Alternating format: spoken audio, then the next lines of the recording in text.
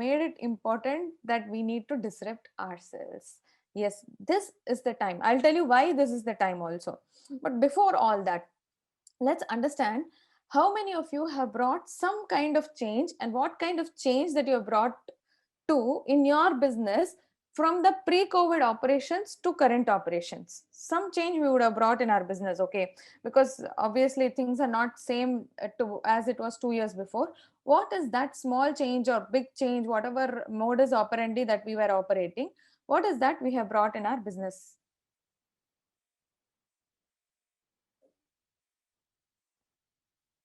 Yeah, I hope you are all able to hear me clearly. One change that you have brought in the way you've been doing your business. Yeah, it's clear. Voice is clear. Audio is fine. Yeah, thank you. Yeah. Yes, Amrish, you can unmute yourself and speak. Yeah, good morning, ma'am. Thank you for the opportunity.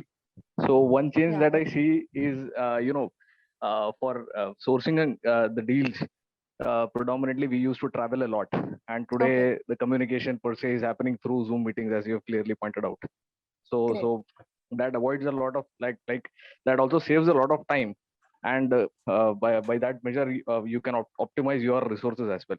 So that is one thing that I could add. So a lot of travel has been cut down. So if a lot of people are in travel industry, they need to think about this, how they could, disrupt themselves. But for others, yes, if we look at, we used to handle phone calls were not convenient. One meeting was essential. We are all doing it through Zoom. Now, one small change. Basically, what has happened? People are trying to take orders through WhatsApp. It's as simple as that. Okay, for people who are dealing in products, they're trying to take orders through WhatsApp. Then one or two things we would have shortly changed, right? Couple of them, maybe one or two answers here and there. Online education, that's absolutely right. So education industry has got into a complete disruption. We do not know what's going to happen in the next few years, how children are going to be educated, the offline and the online, whether it's going to be a hybrid system or it is going to be a system where we're just going to go back to the natural routine. Yes, okay, good to go. So, considering this, let's understand how do we handle our disruption in our business. One, it has to come quickly. Two, it has to be able to serve our customers better. We need to be prepared to manage it. What are the kind of disruption we need to foresee? One, predict, plan, and lead. What kind of prediction? 5 years down the line, 7 years down the line, 10 years, or some people say, people like Elon Musk or Jeff Bezos, they were able to foresee that online will be a boom, or driverless cars will be operational. So that is the kind of vision that requires, that is the kind of vision that we should look forward in the industry that we are operating. With that vision, we should plan today. That's why they're all called visionaries, and they are able to execute things well in advance and are able to cater to the need of the customer on time. Now let's say we are not capable enough of doing that, or let's say maybe we do not have an interest in doing that, or we do not have the right resources in doing that. Then how do we take it forward? All we need to do is track, prepare, follow, and be ready and relevant to the market today. Even if we are able to understand what is the first mover doing in this space, what are the startups disrupting in this space, and if we are able to replicate that model in our business, we will still be relevant to our customers. Is it right or not? Some of them could have done that. Nokia could have done that. BlackBerry could have done that. Messaging was just getting as popular as it could. Okay. In fact, BlackBerry Messenger was one of the most coveted app that they had, and they could not convert it into an app and monetize the same. If they had done that, we wouldn't have been seeing WhatsApp to this extent. So all we need to do is track, prepare, follow, and be relevant to the market. Each of them requires a plan of action. How do we need to?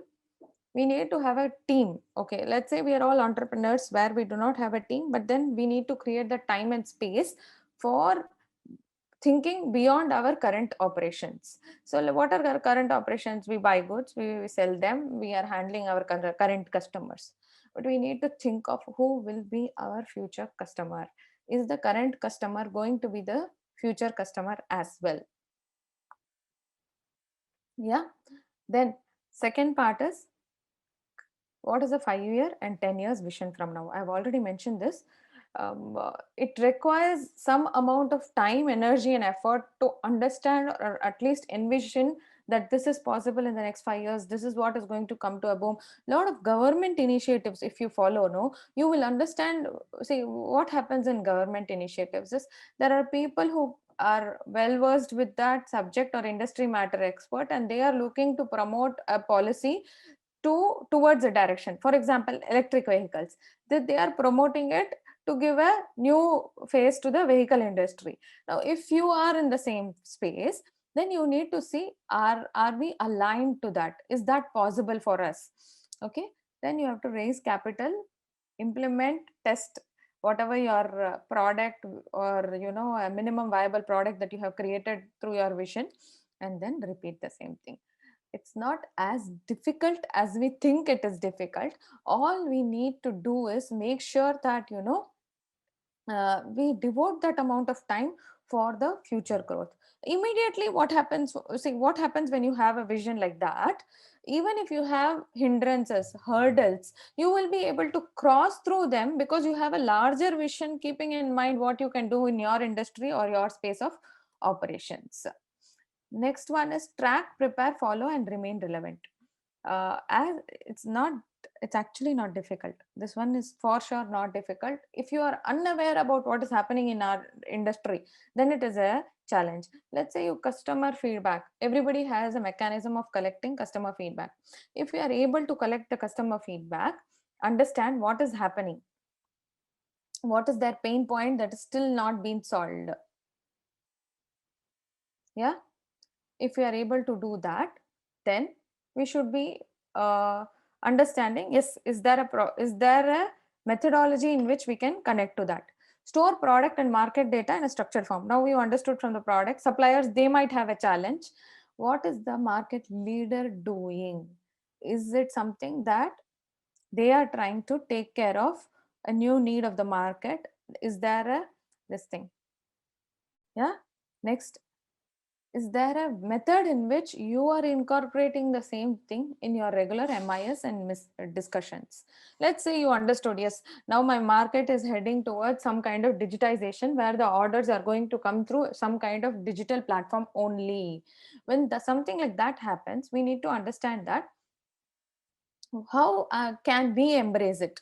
Is it possible or is it not possible? Can we embrace it? If we can embrace, then that should become our one more channel or one more funnel through which we are going to get our leads or prospect. If not, then we have to quantify how we can outsource this. Is it possible for us to outsource this entire thing and make sure that we are still relevant in the market? Whatever trends, in fact, you should look at the startup industry as well. Now it's all not only the market leader who can disrupt the market, but also the startups who can disrupt the market, because they have a backing of fund flow or through various venture capitalists, various PE funds, various angel networks. So you should have a tab on what is happening in your industry in both spaces, and then take care of your actions. Again, same thing, once you take a decision, though it might be short term or for a long term, you need to monitor that decision through relevant MIS. Once you do that, you know there is a tracking, there is a progress, or there is no progress on that. Yeah, so I hope I'm clear.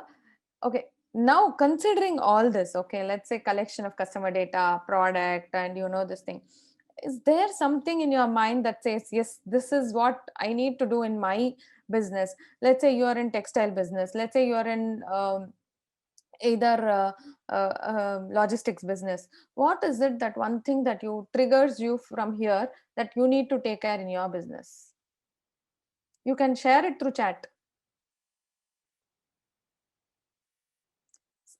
That one thing that you need to trigger and take care in your business.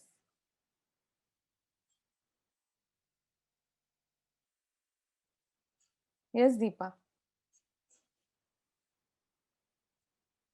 Maybe, is it a digitization of your production plan? It could be. We will discuss all this in detail, but then is there something that you look forward to work upon here? add more value to clients through engagements that are more directing towards the relevancy in the market. So if we are into consulting, then what is going to happen for the client?